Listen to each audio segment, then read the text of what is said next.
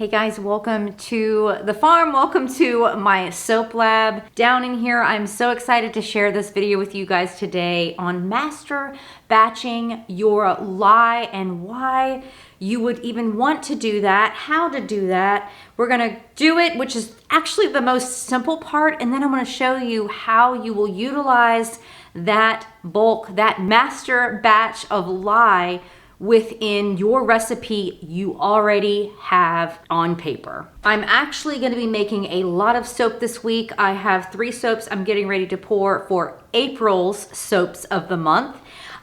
This is my recipe.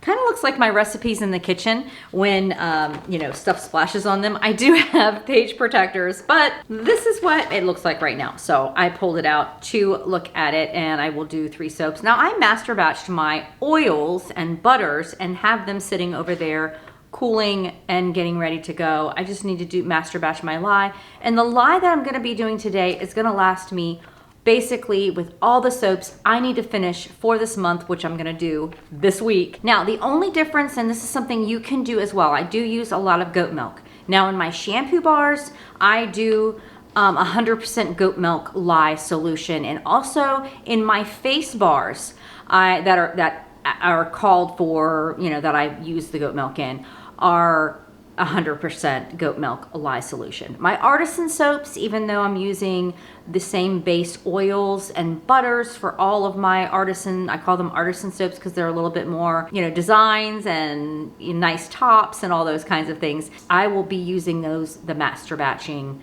lye for that reason. Now, why would you want to do that? If you are upping your production and you need to move things along, it cuts down on time. And what we're gonna do is take 50% of your lye and 50% of water, equal parts, whatever you have on hand. Now, of course, we're gonna use frozen distilled water. We're gonna make them into ice cubes, which I already have in my freezer, raring to go.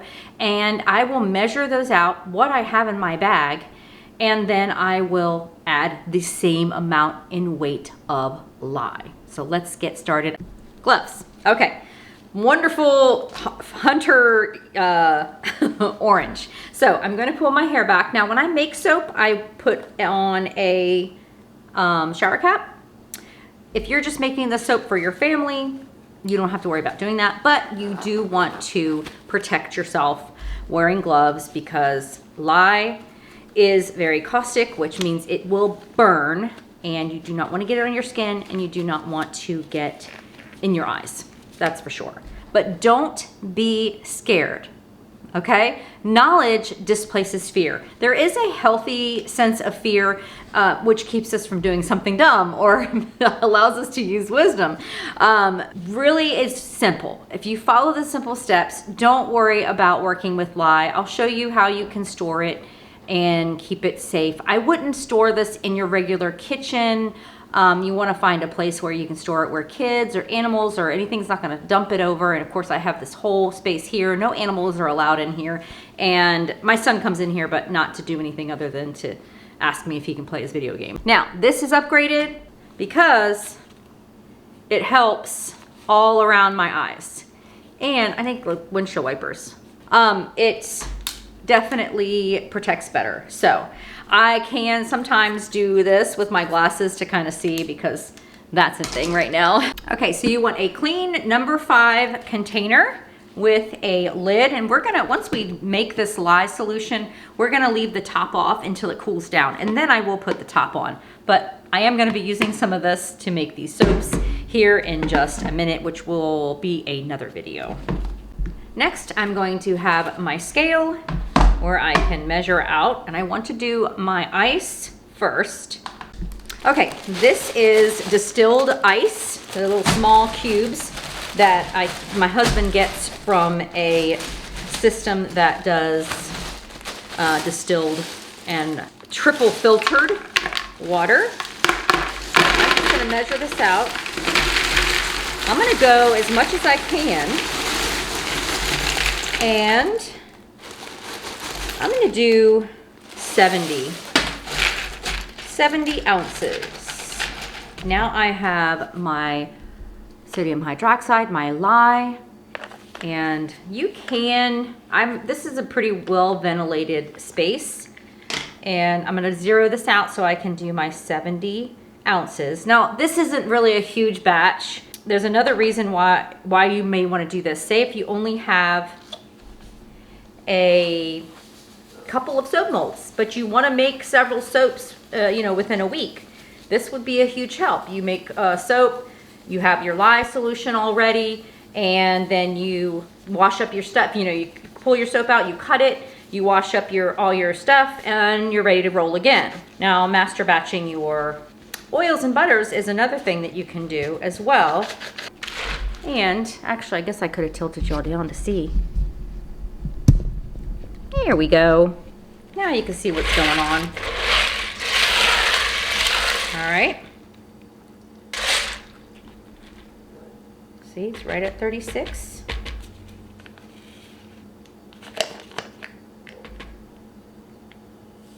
And we're gonna go all the way to 70. I'm just being really cautious because I don't wanna go over.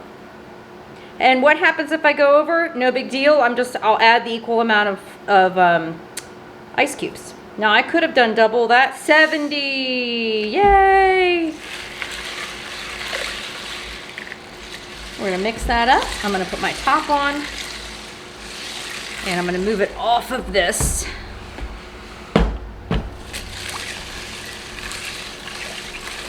There we go. We wanna make sure this is all dissolved. So, how would you use this in your recipe? I did it in a small enough container that, I think I could probably do 60 pounds of soap. My typical recipe, I'll look at the recipe and we'll go over that here next. Now, my goal is to have a much bigger lye container where it actually stays at a certain temperature. This, like I said, I will, once it cools down, put a top on it, and I will set it over where it's out of reach, and it stays pretty good, room temperature. I will tell you, after soaping for 4 years now, I really don't notice a difference between, like if I had oils that were 100 and I put in lye solution that was 70 for my soaping, I've never noticed anything bad happening, of course I don't soap with fragranced oils, synthetic fragrance oils or synthetic ingredients. So that might be a help that my things don't seize up on me. But I've soaped with, 20, 30 degree difference between lye and oils, and it's all good. All right, now let's take a look. I'm gonna set this to the side and we'll take a look at a recipe and help y'all understand how you use this in your recipe. Okay, the lye is out of my reach, and so I can take my glasses off. I probably do I have lines under my eyes? And my gloves are off, so I want to show y'all, but I will need my other glasses so I can show y'all the recipe. I'm going to show you this part of my lye, what my recipe calls for lye. I make a lot of notes, and I get these on Soap Calc.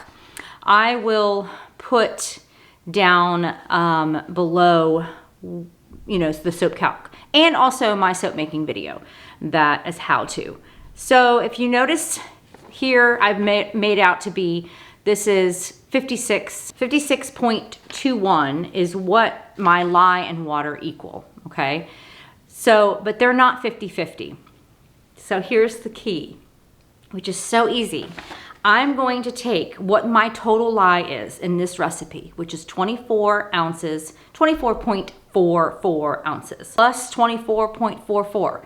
What your lye is, you're gonna add that to what your water is.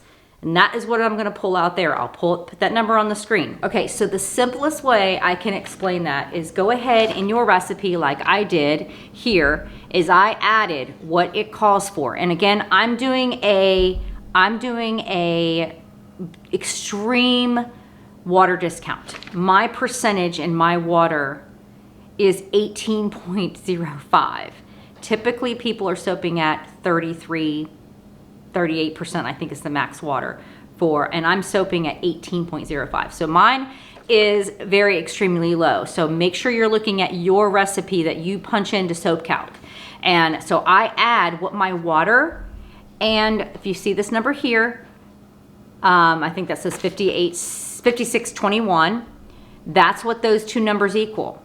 But when I add 24.44 plus 24.44, that equals 48.88. I'm gonna take that number that I have when I add this recipe together, which is 5621, and deduct that 48.88, that 24, my half water, half lye solution. And this is the amount of ounces, 7.33, that I will need to add into my oils and butters of goat milk, aloe vera juice, tea, whatever you want to use. That is the balance left over to put into your recipe or for your batch. And it's that simple. So go through your recipes, add up your total amount of lye and water, put it to the side, and then when you want to make your recipe, you're going to